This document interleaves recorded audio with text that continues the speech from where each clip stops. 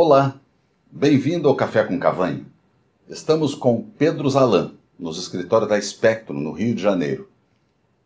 Zalan é geólogo, trabalhou na Petrobras por 34 anos, Master e PhD pela Colorado School of Mines e é fundador da consultoria ZAG, atuando no Brasil e exterior em exploração de petróleo.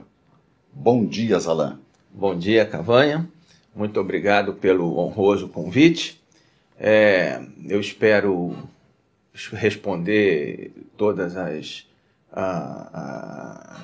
perguntas que forem feitas, assuntos levantados, né, com a maior clareza possível, de maneira que o público ouvinte fique bem consciente do que está acontecendo hoje nas ultrafronteiras das bacias de Santos e Campos. Obrigado, Zalan. Zalan, eu vi num boletim técnico da Spectrum outro dia que você interpretou, analisou áreas mais distantes da costa, bacias de Santos e Campos. Quais são as boas notícias que nós temos nisso? Bom, as boas notícias, Cavanha, são de que a área que era considerada até hoje a fronteira do pré-sal, mais ou menos nos limites dos campos de Tupi, Sapinhoá, Júpiter, Libra, né? Eles são áreas de fronteira mesmo. E só que existe muito mais além dessas áreas, né, para o pré-sal. Então, essas áreas nós chamamos de ultrafronteiras, né, são bem além do que até hoje a indústria estava acostumada a trabalhar. E nos levantamentos sísmicos que a Spectrum adquiriu nessas áreas de ultrafronteiras, e eu tive a sorte e o prazer de nelas trabalhar, interpretando esses levantamentos sísmicos 2D, a gente descobriu um potencial para o pré-sal inimaginável até agora, né? Todo mundo estava maravilhado com Tupi, Carcará, Sapinhoá, Libra, Franco, né? E até os bids recentes, né? Os blocos de Cabo Frio Oeste, Cabo Frio Central, o Peroba, né? Mas tem mais do que isso. Além, em águas bem além das 200 milhas econômicas, nós vamos falar isso depois. Então as boas notícias são essas. Nas áreas, além dos blocos conhecidos e já famosos por suas grandes riquezas em petróleo, nós temos a chance de praticamente duplicar o conhecido até agora. Esse ponto é importante, quer dizer, você quando diz tem, quer dizer, só com base na sísmica 2D. Isso. Né? Ainda tem muita coisa para fazer, porque a geologia ela pode ter aí uma surpresa, tomara que não, negativa, não é? Tem. Nós temos surpresas negativas. E o pré-sal mesmo, né, que em 2010 foi considerado como um play sem risco, né? Tanto que mudaram o regime de concessão para partilha com base nesse pressuposto.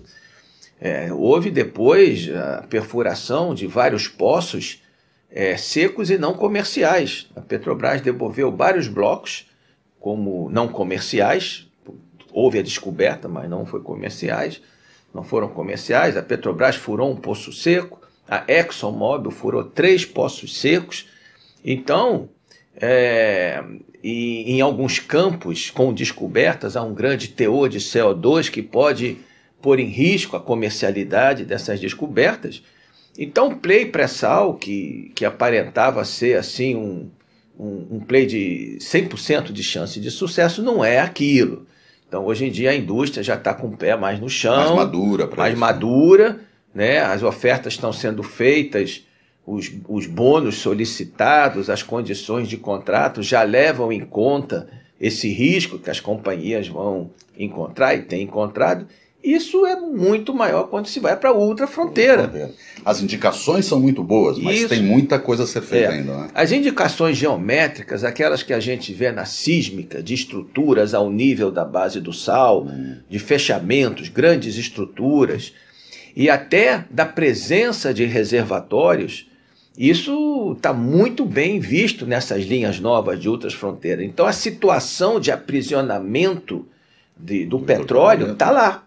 Isso aí já não se discute. Certo. As situações de aprisionamento e a presença de reservatórios porosos fantásticos, como nos campos já descobertos, isso está com a sísmica 2D que já é possível dizer que tem. Mas isso não é suficiente. Né? Necessário, porém não suficiente. Isso. Quando a gente vai para a área de ultrafronteira, eu vou explicar mais tarde, os fundamentos do play petrolífero mudam. E nessa mudança pode haver o risco de você dar uns poços secos e outros subcomerciais. Agora, Zalan, existe vamos chamar assim, uma característica de 200 milhas, quer dizer, uma regra internacional de 200 milhas, né?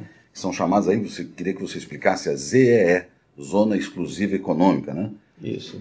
Essa ultra que você está dizendo é após as 200, portanto seriam águas internacionais ainda, elas podem ser exploradas, podem ser explotadas. Como é que isso funciona? Vocês verão na figura, né, que será mostrada agora na tela de vocês, verão os três levantamentos sísmicos. Tudo que é linha sísmica que está nessa figura são os levantamentos feitos pela Spectrum 2D. E eles são denominados de fase 1, fase 2 e fase 3. E eles estão em cores diferentes. Ah, sim, perfeito. E elas estarão lá, estão aí na figura, em cores diferentes. Fase 1 ao norte, fase 2 a leste e fase 3 mais ao sul. Né? E vocês podem ver claramente a linha de 200 milhas náuticas, a linha branca, cruzando elas. Então, nós podemos ver que, digamos assim, metade do levantamento sísmico está para dentro dessa linha branca de 200 milhas náuticas e a outra metade está além dela. Né? E o que a gente chama de ultrafronteira, e vocês podem ver também o polígono do pré-sal, né? Em cor azul clara, né? no mapa, em cor azul clara, está aqui. Né? E dentro desse polígono do pré-sal, vários blocos, né? Vários blocos geométricos, que são os vários blocos já adjudicados em produção existentes dentro do polígono do pré-sal no regime de partilha da produção. Mas vejam que além do bloco azul, além do polígono do pré-sal, há outros blocos, né, que já foram adjudicados pela ANP nas rodadas 15 e 14. Então, já estão fora do polígono do pré-sal. E vocês podem ver que a maioria das áreas fora do polígono do pré-sal, cobertas pela sísmica da fase 1, fase 2 e fase 3, estão bem além desses blocos. Né? Então, em águas entre 200 milhas e 350 milhas náuticas. Então, essas são as áreas de ultrafronteiras, que estão além dos blocos já distribuídos para exploração. E fora do polígono pré-sal, evidentemente. E fora do polígono do pré-sal no regime da partilha. Da partilha, o que sugeriria que seria concessão. Sim, que sugeriria que seria a concessão. E voltando aqui à questão das 200 milhas náuticas, o Brasil, né, desde 2007, vem submetendo à ONU os seus pleitos com relação à margem continental brasileira total. Né? Em alguns lugares, ela pediu a extensão além das 200 milhas para o limite de 350 milhas náuticas. Né? E para isso ela adquiriu dados em duas grandes fases de acúmulo de dados, a fase do LEPLAC 1 e a fase do LEPLAC 2. Então, hoje em dia, a argumentação do Brasil submetida à ONU está muito bem calcada em dados geofísicos marítimos de toda qualidade e conceituação técnica também. Nessa área específica do platô de São Paulo, onde está o polígono do pré-sal e essas áreas ultrafronteiras, a concessão do limite até as 350 milhas náuticas é passiva. Né? Ainda não saiu a nota oficial, mas não houve nenhuma contradição, não houve nenhuma solicitação extra da subcomissão que analisa o nosso pleito com relação a esta região. Então, essa região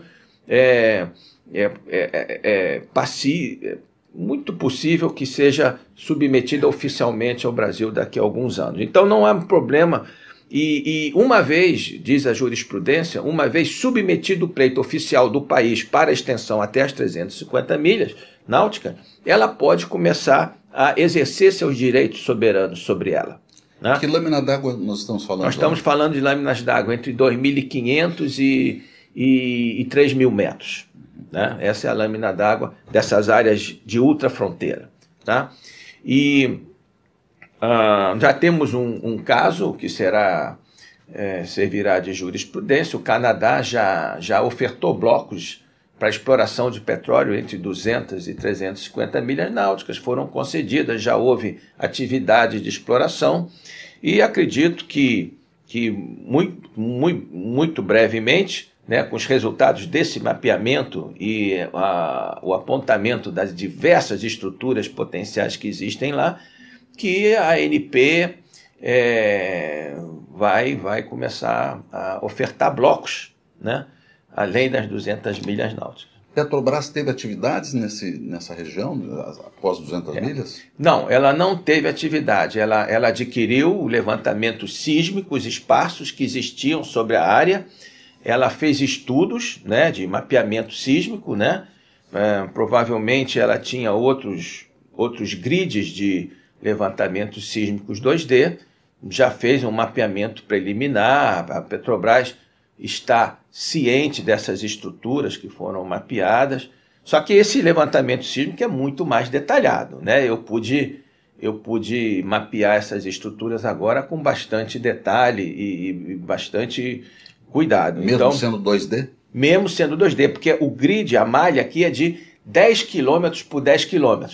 Numa área gigante dessas, 10 km por 10 km é uma malha bastante adequada para grandes prospectos, porque não nos interessa nessas áreas ultrafronteiras, nessas lâminas d'água, essas distâncias da costa, estruturas pequenas, tá? Então uma malha 10 por 10 vai pegar as estruturas grandes, que são as que nos interessam. Os objetivos. Exatamente. Então essa malha é perfeita para detectar-se as estruturas que serão, que têm um porte tal, que seriam econômicas. Agora, a semelhança geológica do pré-sal já trabalhado com esse, teoricamente, novo pré-sal, elas são grandes? Boa pergunta. Geometricamente, sim, como eu falei. Quando você olha a linha sísmica, as estruturas, a faces reservatório e o selo de sal são idênticas. Tá? O problema é o recheio, né? O maior problema quando a gente vai para essas áreas, o maior risco, quando a gente vai para essas áreas de ultrafronteira, é que a gente atravessa.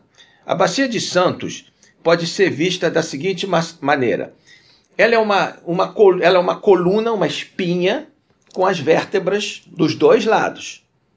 Só que as vértebras invertidas na forma de bacias. Essa espinha dorsal tem a direção nordeste e sudoeste. Vai lá desde o Parque das Baleias, na Bacia de Campos, até aqui a zona de fratura de Florianópolis. A grosso modo, é uma espinha dorsal inclinada, do nordeste para o sudoeste. Perfeito. E dos dois lados, suas vértebras viradas para cima na forma de bacias. Certo. Dentro dessas bacias é que estão as rochas geradoras. Então, do lado esquerdo da coluna, da espinha dorsal, você tem as vértebras que estão entre a espinha dorsal e a costa. Essa vértebra, esse conjunto que forma essa bacia, é a cozinha interna. E os geoquímicos sabem que todo o óleo que existe na Bacia de Campos e Santos, seja no pré-sal, seja no pós-sal, foi gerada nesta bacia interna, digamos, nessas vértebras invertidas entre a costa e a espinha dorsal. Quem é a espinha dorsal? A espinha dorsal é um elemento chamado alto externo. E se você pegar todos os grandes campos de pré-sal e pós-sal das duas bacias, eles se encontram em cima dessa espinha dorsal. Ela é um alto estrutural.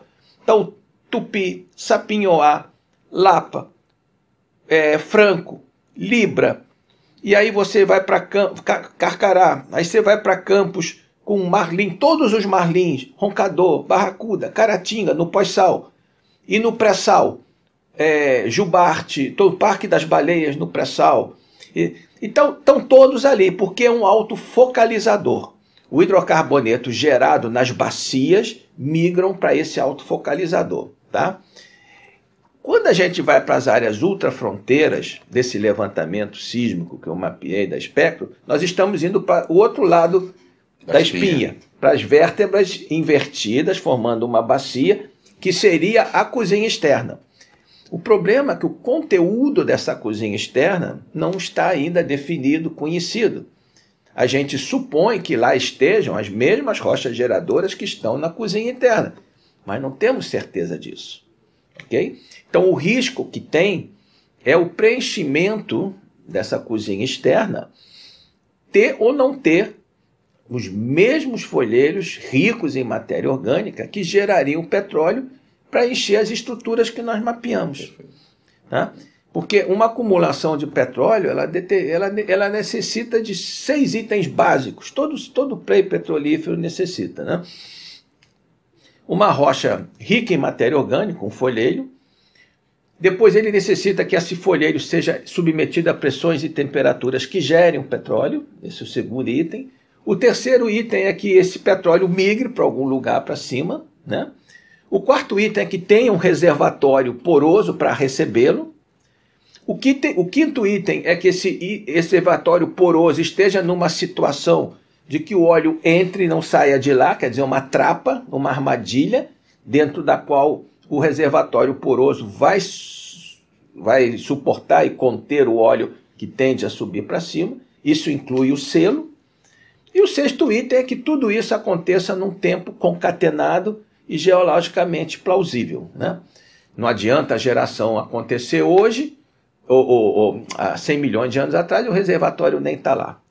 Então, desses 6 itens, os 2 itens mais duvidosos nessa área de ultrafronteiras, nessa costela invertida, né, da direita, que seria a bacia externa, é o conteúdo de matéria orgânica nos folheiros. Agora, para ter essa nova informação, só quando estivermos explorando, ou seja, fazendo uma sísmica de detalhe, fazendo uma locação, um drilling. Perfeito. Aí é só com poço mesmo. Né?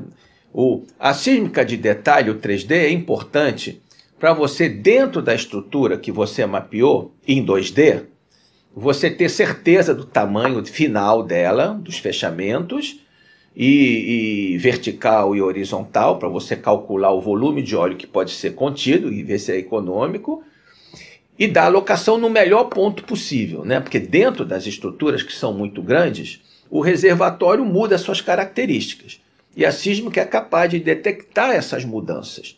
Então o 3D ajuda muito dentro de uma estrutura de, por exemplo, 1.000 km², onde eu vou furar o primeiro poço? Tem que ser no melhor ponto. E a sísmica permite. Né? Agora, se vai ter óleo ou não, só furando. Agora, Zalan, esse conceito pré-sal, ele não é só brasileiro, não é só da nossa costa. Existem outros lugares do mundo que têm coisas semelhantes a isso? O pré-sal, de uma maneira geral, é simplesmente um termo cronológico. Pré-sal vem antes do sal. Ora, tem sal de todas as idades do mundo afora. Então, em todas as bacias sedimentares que tem sal, você teoricamente tem um pré-sal. Mas acontece que o uso corriqueiro, o uso do dia a dia, já sacramentou que o termo pré-sal, no mundo todo, se refere ao pré-sal da bacia de Santos e Campos. Aquela situação específica de um sal de idade de 111 milhões de anos, e um sistema logo abaixo dele, anterior, mais velho, o pré-sal. Então, sim, tem pré-sal na Alemanha, tem pré-sal nos Estados Unidos, mas quando você vai para o mundo do petróleo e fala no pré-sal, todo mundo vai pensar no pré-sal da bacia de Campos Santos. Agora, onde é que tem algo igualzinho a isso? Aí você vai para o outro lado da África, né, que era a margem que estava junta, conjugada, antes da separação começar, há 130, 120 milhões de anos atrás, ali nós estávamos num supercontinente Gondwana, que se partiu, parte foi para a África, parte permaneceu no Brasil. Então, o sistema petrolífero pré-sal, esse famoso pré-sal de Santos e Campos, tem algo semelhante na costa da África, no sul de Angola. Tá? Mas não tem a possança que tem a brasileira. Na hora da separação, o Brasil deu sorte e a maior parte dos rifts, das bacias que contém o pré-sal, o play petrolífero pré-sal, permaneceu no Brasil. Eu diria 90% aqui e 10% lá. Zalan, e o que o exploracionista então busca nesses cenários? Quer dizer, você fez a Sísmica 2D, você fez uma interpretação, agora aguarda que tenha todos os processos, né, que se desenvolvam, o business possa ser desenvolvido. E como é que o exploracionista enxerga isso para frente? Bom, os exploracionistas das diversas companhias que estão atuando na área de petróleo, provavelmente de posse ou ouvindo falar que alguém mapeou estruturas enormes, né? Eles vão ver as apresentações, vão ouvir falar. O que eles vão fazer? Eles vão ficar curiosos, né? E vão querer ver por si próprio, né? O exploracionista, ele gosta de ver dos outros, mas ele confia no seu trabalho. Então, provavelmente, os exploracionistas vão recomendar a compra desses dados para ver se isso que está sendo anunciado é verdade. Eles vão querer interpretar suas linhas, né? Porque cada companhia tem a sua cultura corporativa, tem seus softwares, tem seus conhecimentos estratégicos, secretos, né? E cada um vai querer fazer por si, né? Porque o investimento é muito grande, né? Na hora que for furar um poço a 400 quilômetros da costa, você vai gastar muito dinheiro. Então você tem que gastar muito dinheiro na fase de aquisição de dados e interpretação para não gastar o dinheiro inutilmente. Não. Então, o que eu acredito? Eles vão ficar com a orelha em pé, vão discutir entre si, deverão recomendar a compra de linhas sísmicas para eles fazerem sua interpretação e vão aguardar a saída dos 3Ds. Né? A Spectrum já está levantando um 3D nessa área e vai ficar excelente. E aí o 3D é o final definitivo, né? E aí com o 3D eles vão mapear com muito cuidado, com precisão, e vão ficar aguardando a ANP colocar esses blocos em oferta. As outras companhias de sísmica estão de olho nessas coisas também? Tá tudo cercado, né? Todo mundo sabe disso, cada companhia já se posicionou em posições estratégicas. Eu acredito que a Spectrum é a melhor posicionada, né? Porque à medida que eu fui fazendo as interpretações, eu fui indicando os trends para onde ir, ela foi aumentando. A fase 3, né, desse levantamento já foi claramente orientada, né, pelas minhas instruções, né? E à medida mas tem várias companhias concorrentes, parceiras, e estão solicitando licenciamento ambiental e vão trabalhar. A área está cercada. Agora, quando você fez essa interpretação, essa análise, essa avaliação, você consegue ou é possível ter alguma ideia de volume, de tamanho? Sem dúvida. Primeiro que eu só procurei e mapeei estruturas com várias centenas de quilômetros quadrados de fechamento, né? E eu encontrei estruturas que vão de 1.200 quilômetros quadrados de fechamento estrutural, que é mais ou menos o tamanho do ring fence de Tupi, né? Tupi com o campo de Iracema, o ring fence deles, que delimita os dois campos, tem 1.150 quilômetros quadrados. E Tupi está produzindo hoje, né, praticamente 1 milhão de barris de óleo mesmo, né? Óleo equivalente já está em 1.200.000, né? Então nós temos estruturas do tamanho de Tupi e vai descendo 900 km quadrados, 800, 700, 600, 500, 400. O segundo melhor campo do Brasil, que é o campo de Franco, né?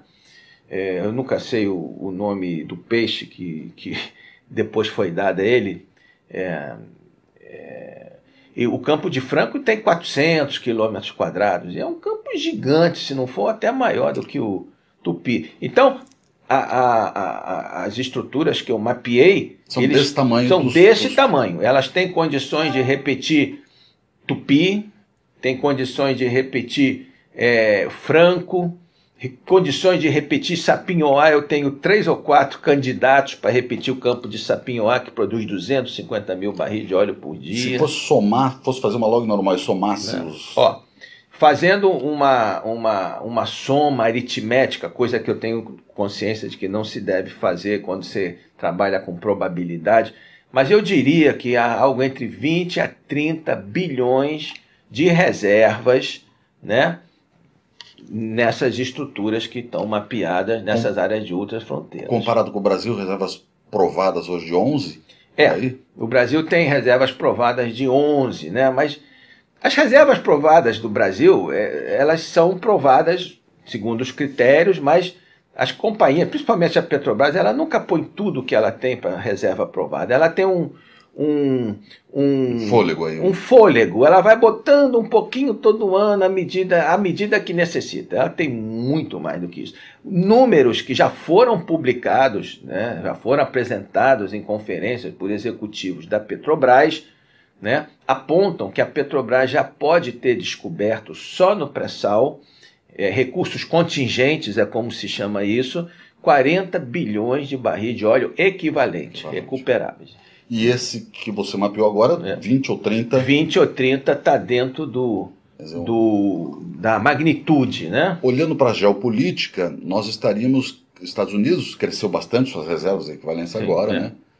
Mas, e para a nossa produção, quer dizer, isso seria um enorme passo para aumentar bastante a produção e até a exportação futura, não? Sem dúvida. Esse recurso, ele nos permitirá, né, se inteligentemente explotado, né, ele nos permitirá alcançar níveis de exportação bastante significativos, né, bastante significativos. Agora, Zalan, você atribuiu nomes para esses prospectos? Sim. Me conta isso. Sim. Bom, quando a gente trabalha, eu não quero ser taxado de ele está fazendo isso só para botar nomes, mas houve 3 grandes estruturas que eu mapeei, que são grandes demais para passarem simplesmente como um número.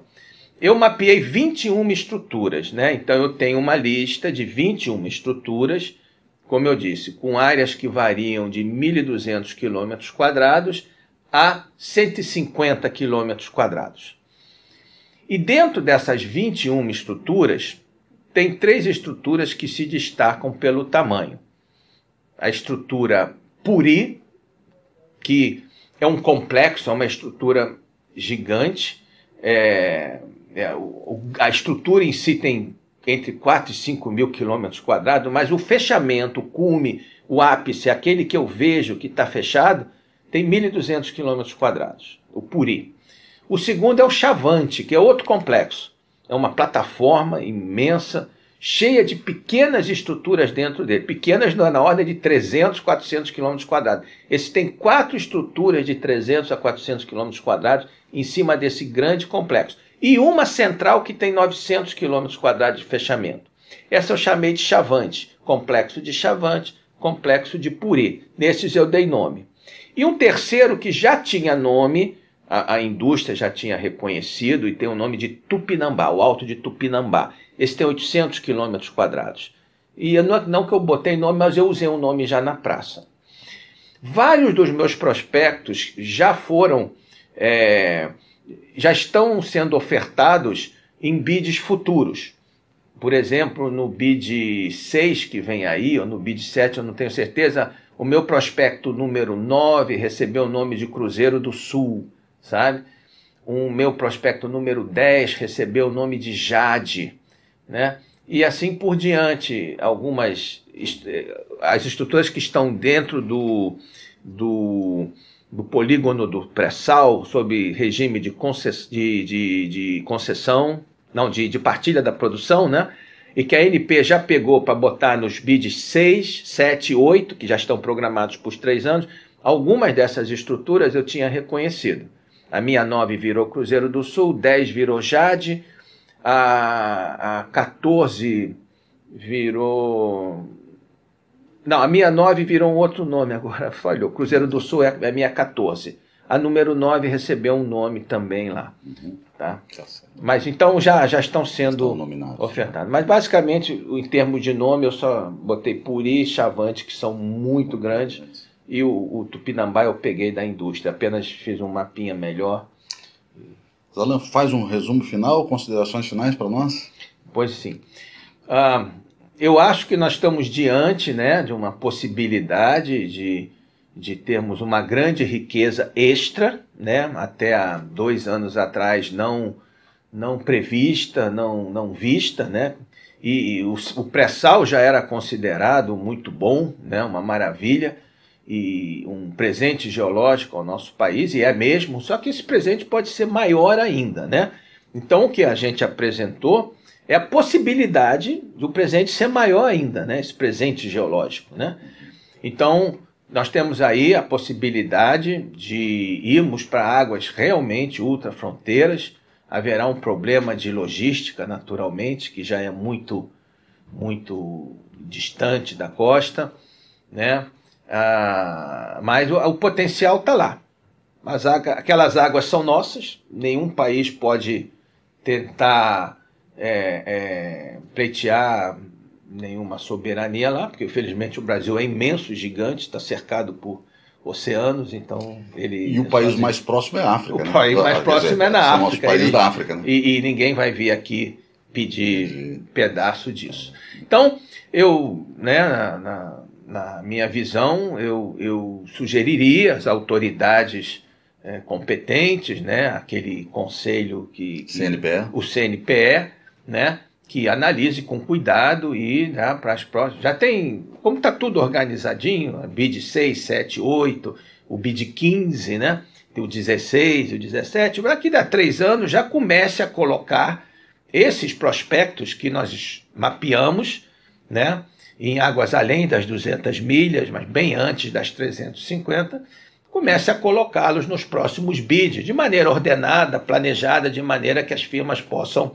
se planejar, se preparar para essa grande aventura e começar a fazer contas, né, e dar estímulos e deixar as autoridades brasileiras, a Fazenda, o meio ambiente, planejamento, né, as Forças Armadas, preparadas para essa nova aventura que o Brasil deverá... Uma riqueza que não pode ser desconsiderada. Uma riqueza que não pode ser desconsiderada. Né? Então, autoridades brasileiras, né, olhos e ouvidos atentos para essa grande possibilidade. Gostaria de agradecer, Pedro Zalan, pelo seu tempo, sua conversa, foi excelente. Muito obrigado. Muito obrigado, Cavanha, pela oportunidade de poder trazer aqui à sua audiência essa informação. Muito obrigado. Obrigado. Muito obrigado. Bom dia a todos. Bom dia.